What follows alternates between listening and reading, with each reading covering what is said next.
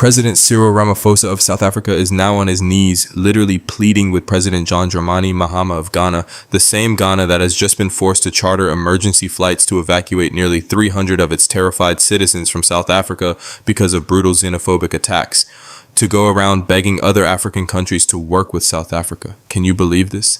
The economic giant of our continent, the land that gave us Nelson Mandela and the spirit of Ubuntu, reduced to sending envoys across Africa to explain itself while its streets run with the fear of fellow Africans. This is not unity. This is a crisis exposing the rotten underbelly of our so-called Pan-African dream. Others to understand. This time around we'll be saying we want to work together. Work with us, and I'm rather pleased that President Mahama of Ghana has been saying he would like to make a call on other African countries to work with South Africa. And that is precisely what has triggered our intention to send envoys so that they can go and explain the type of initiatives, type of programs that we are going to embark upon. Because in the end, this is an African problem. It's not only a South African problem. We are all involved in this. There's various countries on the continent that experience precisely what we are going through. Now, because of the social challenges that our people are facing, challenges of security, challenges of the delivery of services, as well as unemployment, it brings a lot of pressure on our people, which we understand very, very well. So therefore, it needs all of us as South Africans, as those who are coming to our country, either documented or undocumented, as well as other countries, so that we work together. This is an African problem that requires African solutions.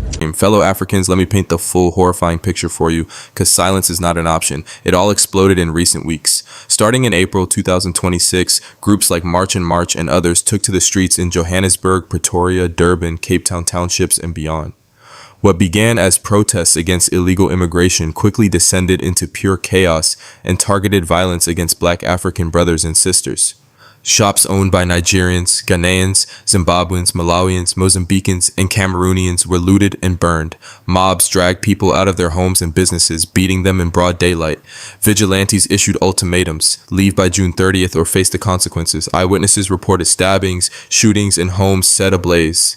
At least 2 deaths were confirmed in places like Mosel Bay, with many more injured and traumatized. This xenophobia isn't new. We've seen it in 2008, 2015, 2019, but this wave feels more organized, more brazen, fueled by social media, high unemployment around 32%, failing service delivery in townships, and politicians who have failed for decades to fix the real problems. Instead of tackling corruption, inequality left by apartheid, and economic mismanagement, too many point fingers at the kwere, the derogatory term for fellow Africans trying to make a living.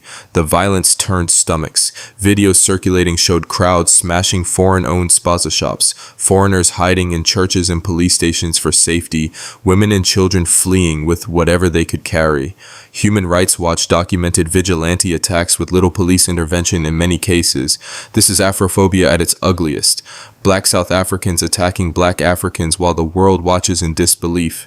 In the face of this terror, Ghana did what any responsible government must do: protect its citizens. President Mahama approved the immediate evacuation of around 300 Ghanaians. Chartered flights brought the first batches home to Accra in late May 2026, with more planned.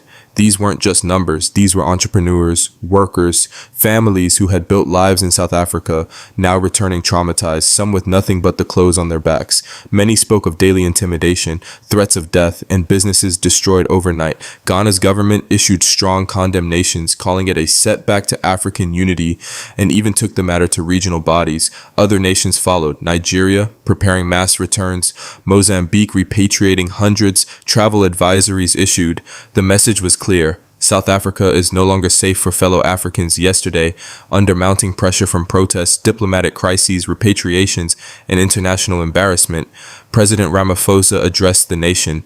He condemned vigilantism, promised crackdowns on illegal immigration through deportations, border controls, workplace raids, and home affairs reforms.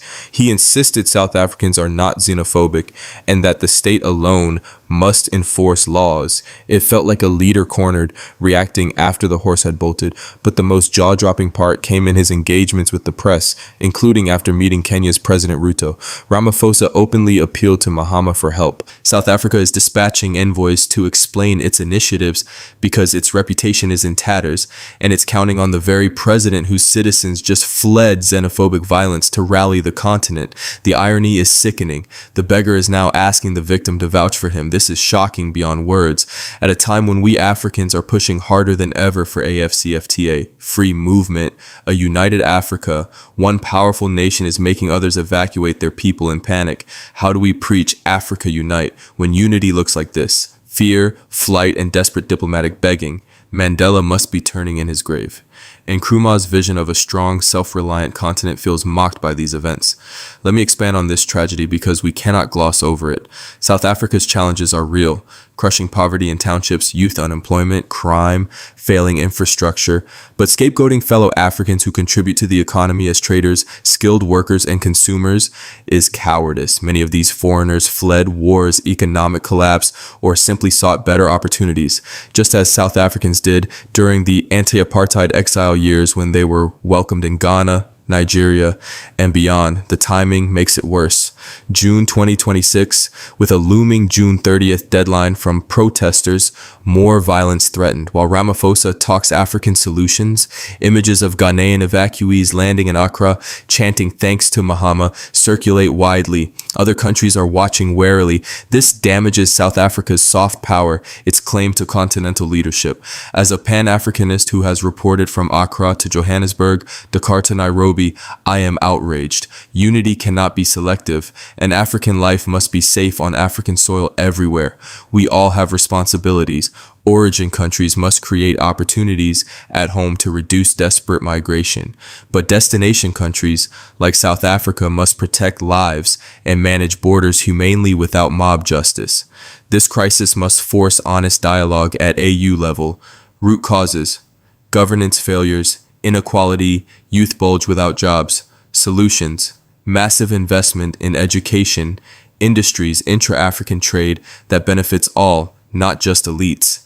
Civil society, religious leaders, youth movements must rise up against xenophobia wherever it rears its head. Fellow Africans, this is a defining moment. Will we allow division to triumph, or will we demand better from our leaders? Ramaphosa's envoys have an uphill battle explaining this mess. Mahama has shown leadership by protecting his people while keeping diplomatic channels open. But the rest of us, the people, must hold every leader accountable. No more attacks on brothers and sisters. No more empty unity slogans while planes fly evacuees home in shame. Africa deserves better. We fought colonialism together. We can build prosperity together, but only with mutual respect, justice, and real solutions, not desperate pleas amid fleeing citizens.